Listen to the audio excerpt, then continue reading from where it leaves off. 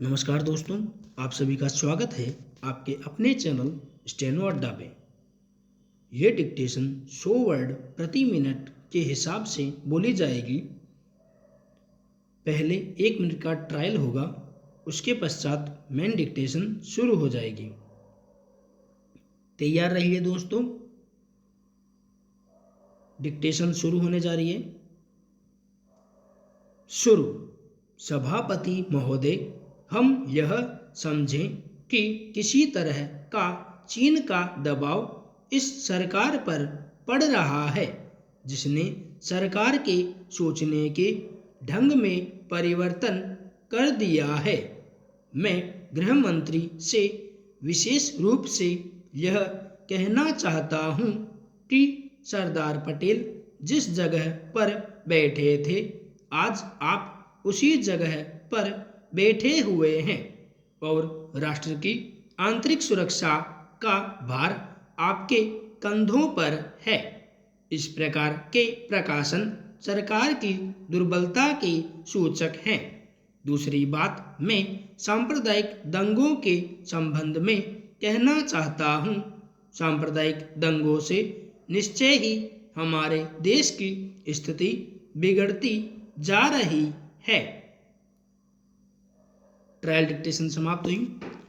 Main dictation के लिए तैयार रहिए, कुछ ही देर में मेन डिक्टेशन शुरू हो जाएगी।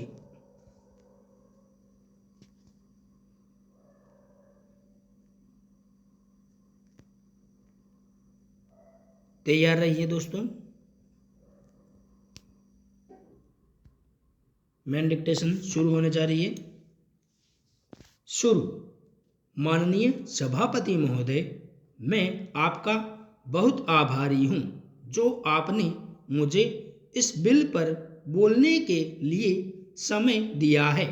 यह जो बिल सहकारिता समिति को एक समिति में भेजने का निश्चय किया गया है, जिस पर कल से बहस हो रही है, उस पर मैं आपके आदेश से कुछ कहना चाहता हूँ। श्रीमान, इस बिल को देखा जाए तो यह समझ में आता है कि यह कोई नया बिल नहीं है, बल्कि जो सन 1912 का कानून है उसी की लाइन पर बनाया गया है और कोई नई बात नहीं रखी गई है। श्रीमान, इसमें सहकारी खेती की बात रखी गई है।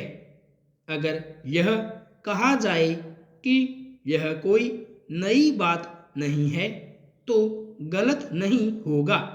जहाँ तक सहकारी खेती का संबंध है तो उसकी तरफ जनता और विशेषकर किसानों का बिल्कुल कोई झुकाव नहीं है और उनका झुकाव न होने के कारण उन्होंने उसे उस सीमा तक नहीं अपनाया जितनी सरकार को आशा थी।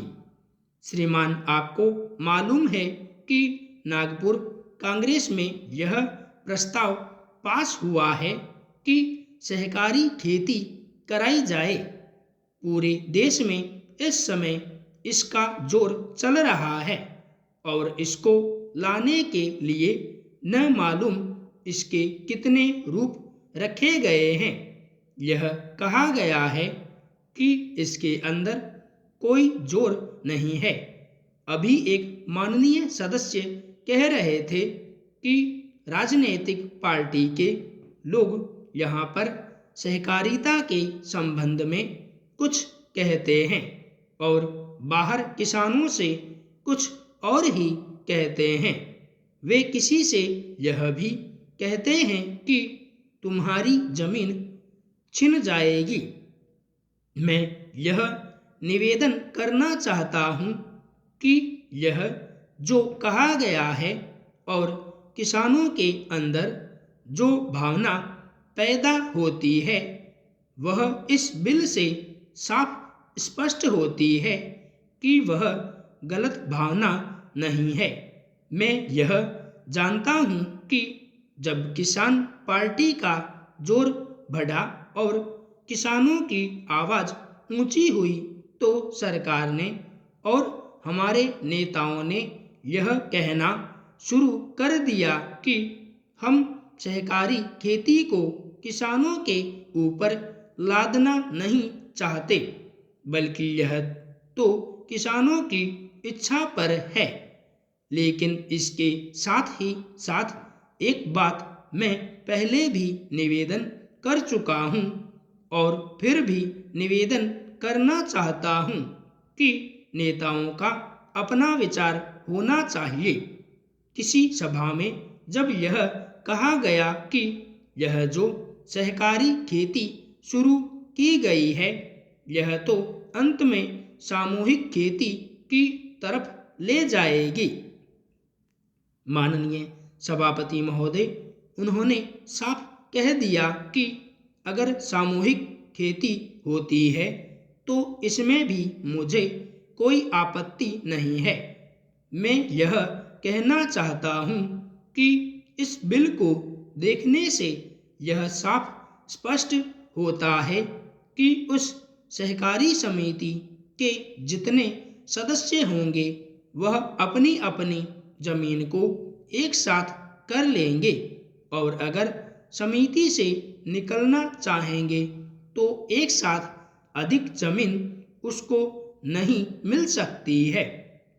इस बिल के संबंध में इस सदन के सरकारी दल वाले लोगों ने और विरोधी दल के लोगों ने बहुत सी बातें कही हैं। जैसा कि यह बिल है, इसको अभी समिति के सामने विचार के लिए जाना है और वहां से विचार होने के बाद यह इस सदन के सामने फिर से विचार के लिए पेश किया जाएगा। तब माननीय सदस्यों को पूरी तरह से यह अधिकार होगा कि जहां तक इसमें दी गई बातों का संबंध है उसमें परिवर्तन ला सकते हैं या उसको हटा सकते हैं। कल से जो बातें हो रही हैं वह सब नोट की गई हैं और मैंने बहुत सी बातों को सुना है। इस समिति में उन सब बातों पर विचार किया जाएगा। बहुत से माननीय सदस्यों ने इस तरह की बातें कही हैं, वह बहुत आवश्यक मालूम हुई हैं और जैसा कि मैंने कहा है उन पर विचार किया जाएगा। जहाँ तक सहकारिता का संबंध है, चाहे सरकारी दल वाले माननीय सदस्य हों, चाहे विरोधी दल वाले माननीय सदस्य हों, सबकी यह मांग है कि जब हम जनता के राज में विश्वास करते हैं और अपने यहाँ जनता का राज स्थापित कर लिया है और जबकि देश में गरीबी है और उसका गलत लाभ भी उठाया जाता है, तब सहकारिता की बहुत आवश्यकता है। इसको रोकने की आवश्यकता है। यह सभी लोगों की राय है। जहाँ तक इस सहकारी बिल का संबंध है, बहुत से माननीय सदस्यों ने बहुत सी बातें इसके संबंध में कही हैं।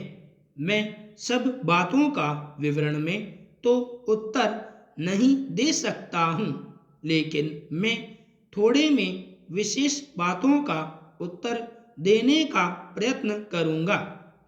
जैसा मैंने अभी कहा, जब हमने अपने यहाँ जनता का राज स्थापित किया है तो हमें अपने समाज के ढांचे को बदलना पड़ेगा। हमारे यहाँ गरीबी और अमीरी चली आती है। हमारे देश में एक गहरी खाई चली आती है और आज भी समाज में गलत लाभ उठाया जाता है। सभापति महोदय, हमारे देश में गृह मंत्रालय और गृह मंत्री का कितना महत्व है, इसका अनुमान इसी से लगाया जा सकता है कि स्वतंत्र भारत में गृह मंत्रालय का भार सरदार पटेल ने स्वयं अपने कंधों पर लिया। सरदार पटेल का साहस, उनका उत्साह और उनकी बुद्धि तीनों ही हमारे गृह मंत्रालय के लिए आदर्श का काम कर सकती हैं। परंतु दुर्भाग्य से सरदार के पश्चात इन तीनों बातों में कुछ कमी आती हुई दिखाई देती है। उदाहरण के लिए एक ही बात मैं कहना चाहता हूँ।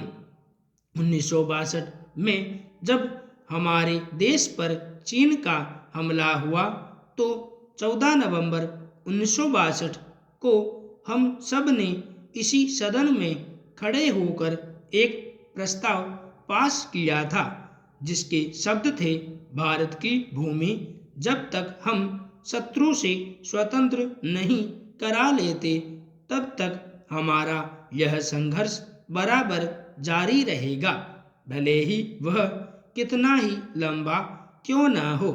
लेकिन कुछ दिन बाद आगे चलकर हमने राष्ट्रीय एकता सप्ताह या दिवस मनाना शुरू किया तो हमने उस प्रतिज्ञा को कुछ दूसरे शब्दों में बदल दिया।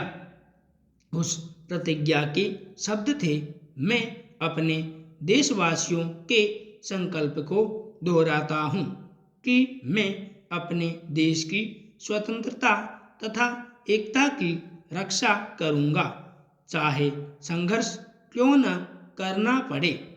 मैं राष्ट्रीय एकता तथा बल के लिए तन मन से काम करने की शपथ लेता हूँ। लेकिन छोटा सा प्रकाशन भारत सरकार की ओर से प्रकाशित हुआ है। संपूर्ण विराम।